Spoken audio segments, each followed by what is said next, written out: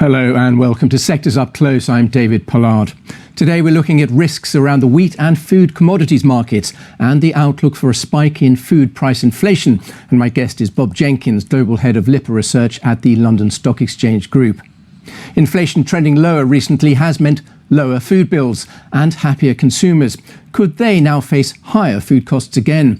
The IMF thinks it could happen this week, warning of a possible 15% surge in grain prices after Russia withdrew from a deal allowing Ukrainian grain exports and then attacked infrastructure for those exports in the Ukrainian ports of Odessa and Mykolaiv and along the Danube River, while also threatening to attack ships heading for Ukraine. Little surprise then that wheat futures hit a 5-month high, though they're still some way off the peak seen after Russia's invasion of Ukraine. Corn and soybeans followed with similar spikes. And all this, of course, as record temperatures across the Northern Hemisphere speak of another deeper threat to food production: climate change. Well, with me now to share his analysis of this evolving scenario is Bob Jenkins, Global Head of LIPA Research at the London Stock Exchange Group. Welcome, Bob. Let's start by looking at the big picture. What is the outlook for food prices going forward, and how does that fit in with the inflation situation generally? You know, I think the outlook is tenuous at best right now. Certainly there's a lot of factors taking place. And as you mentioned, the heat wave going across the Northern Hemisphere, which is really hitting a lot of the breadbasket production regions of the world, if you will. Certainly in the U.S., we're seeing that in the Midwest. What's going on, of course, with Russia and Ukraine and the nixing of the deal that they had about a week ago, and then the further attacks taking place in the Danube, one would have to argue that there's a very high likelihood of food inflation being a problem here in the second half of the year.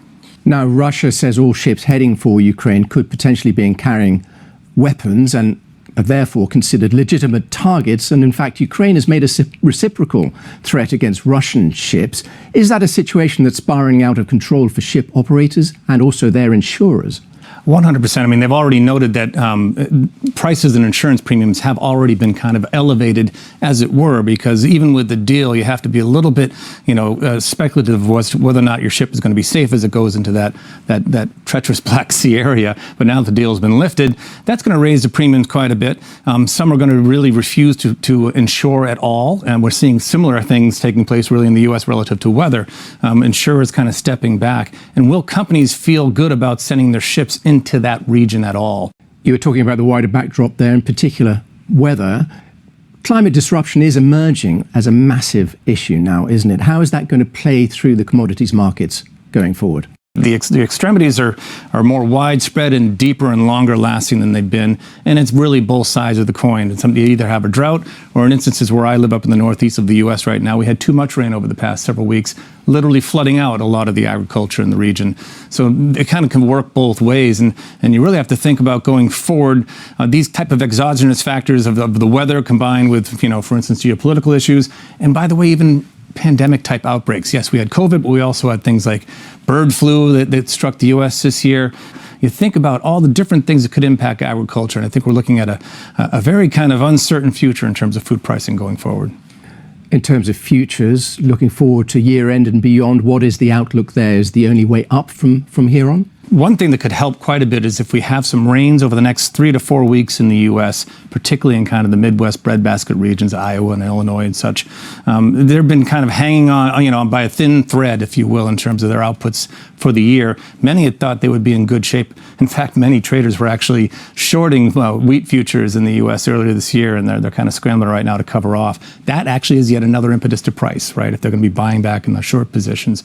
So you have all that kind of working together. One would definitely suspect to see a spike in the next couple months. What about the other areas of tension in the food and commodities markets? We saw, for example, India banning the export of certain types of rice this week. What are the other potential flashpoints, and where does it leave the more vulnerable consumers in the world? We're seeing some of the most significant changes. You mentioned India, of course. We're seeing also in the Mediterranean, right? So this is a breadbasket of a very culturally very healthy food environment, but yet most of their primary crops are also under severe stress, not just from the incredible heat wave that they're having, but in many areas, rice in particular, again, it's being flooded out by the ocean. So you can't grow these crops under those conditions. So you kind of combine all that together, and you see that we're going to start to have have rotations of where crops are grown. And you might have to also look towards other scientific solutions, such as seed modifications. I know a lot of people don't like genetically modified food, but in this instance here, I think we're going to have to start turning to science a little bit to think about how do we create crops and seeds that can last through these extreme weather conditions. Okay, Bob. Interesting, if worrying times. Bob Jenkins, Global Head of Lifra Research at the London Stock Exchange Group. Many thanks for sharing your thoughts today. And that is your roundup of the food and commodities sector. I'm David Pollard, and this is Reuters.